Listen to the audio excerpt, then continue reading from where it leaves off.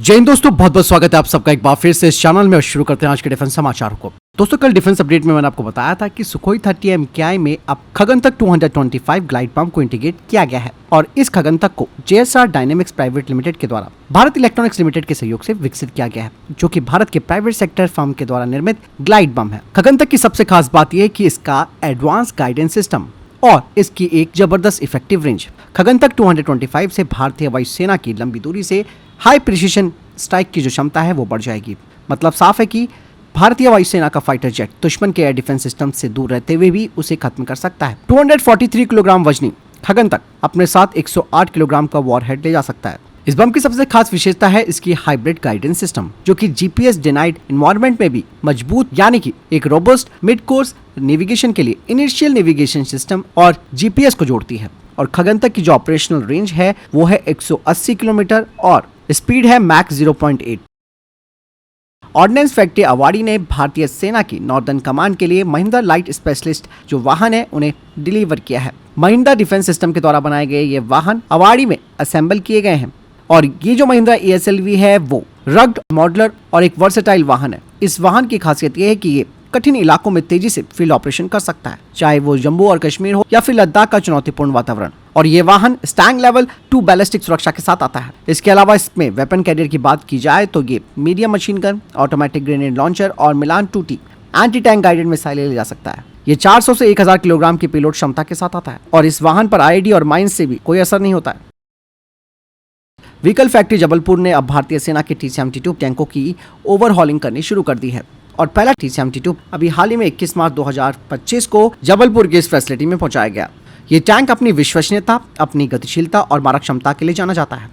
इसीलिए T-72 भारत की रक्षा रणनीति में एक महत्वपूर्ण हथियार रहा है, खासकर कि पश्चिमी और उत्तरी सीमाओं पर। लेकिन अब इस टैंक में महत्वपूर्ण अपग्रेडेशन किया जा रहा है ताकि ये टैंक राजस्थान के रेगिस्तान से लेकर लद्दाख की उच्च ऊंचाई वाले क्षेत्रों में अपनी कॉम्बैक्ट इफेक्टिवनेस को बनाए रखे। दरअसल T-72 टैंकों में कई महत्वपूर्ण प्रणालियों को रिफर्बिश किया जाएगा, जिसमें कि इसका 780 horse power V46-6 diesel engine, fire control system और आर्मर प्रोटेक्शन शामिल है।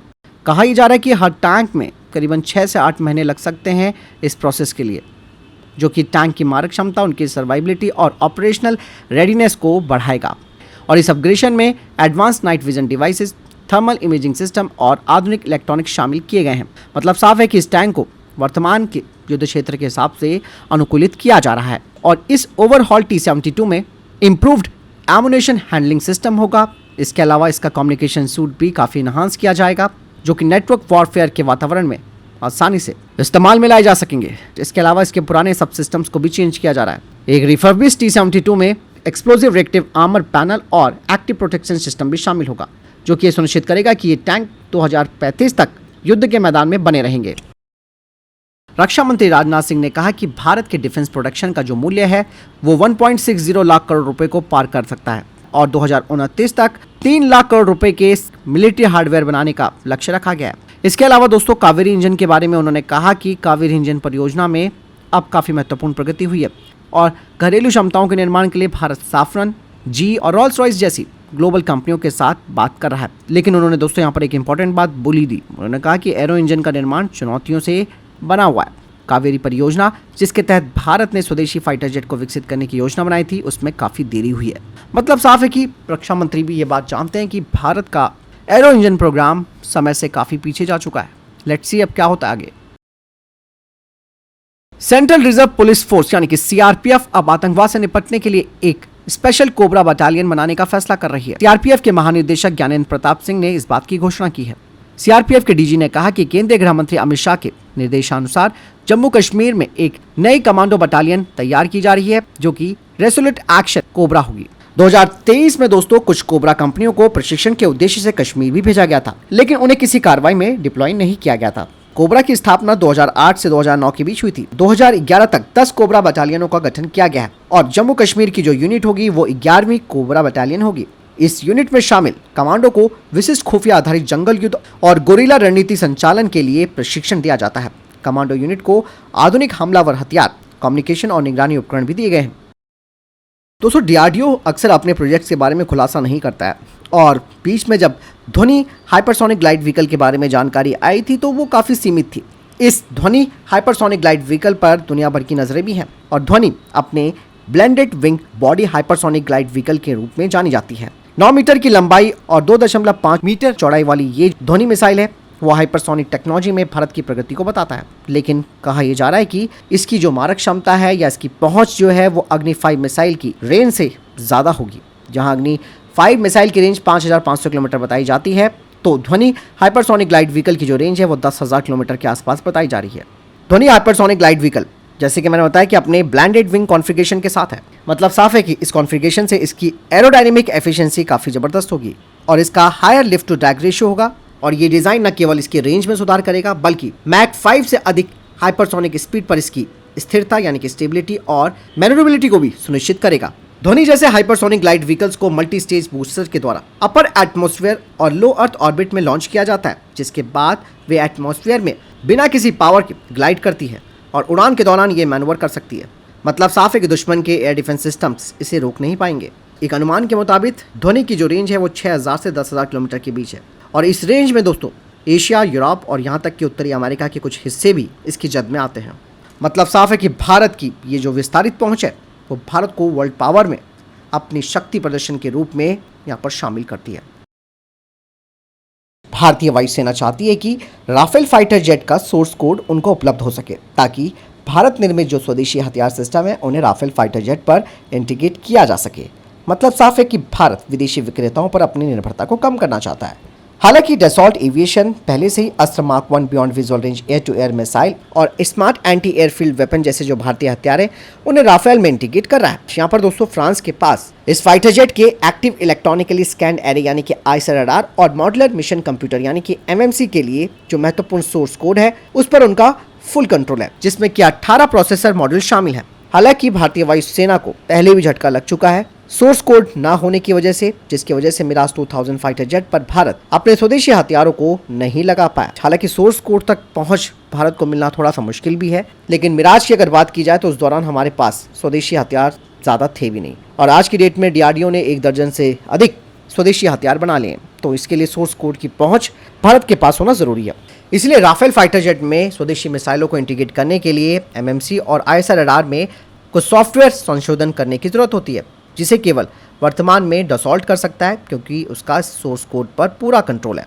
दोस्तों सोर्स कोड को साझा करने को लेकर फ्रांस की भी एक बड़ी टेंशन है, क्योंकि दोस्तों डसॉल्ट एविएशन नहीं चाहता कि कहीं उसके सोर्स कोड की कोई जासूसी या फिर किसी साइबर अटैक के जरिए गलत हाथ में ना पड़ जाए और ग्लोबल मार्केट में जो राफेल फाइटर जेट इस वक्त नंबर 1 बना हुआ है उसको एक बड़ा झटका लग जाए, तो डसॉल्ट ये नहीं चाहेगा। हालांकि दोस्तों फ्रांस की एक कंपनी भारत को कुछ ऑप्शनल विकल्प प्रदान कर सकती है, जैसे कि भारत को लिमिटेड सॉफ्टवेयर डेवलपमेंट किट देना या फिर इंटीग्रेशन के प्रयासों में एक जॉइंट टीम को बनाना जो कि इंडियन एयरफोर्स की चिंताओं को दूर करेगी और डसॉल्ट एविएशन के इंटेलेक्चुअल प्रॉपर्टी राइट्स की भी रक्षा करेगी।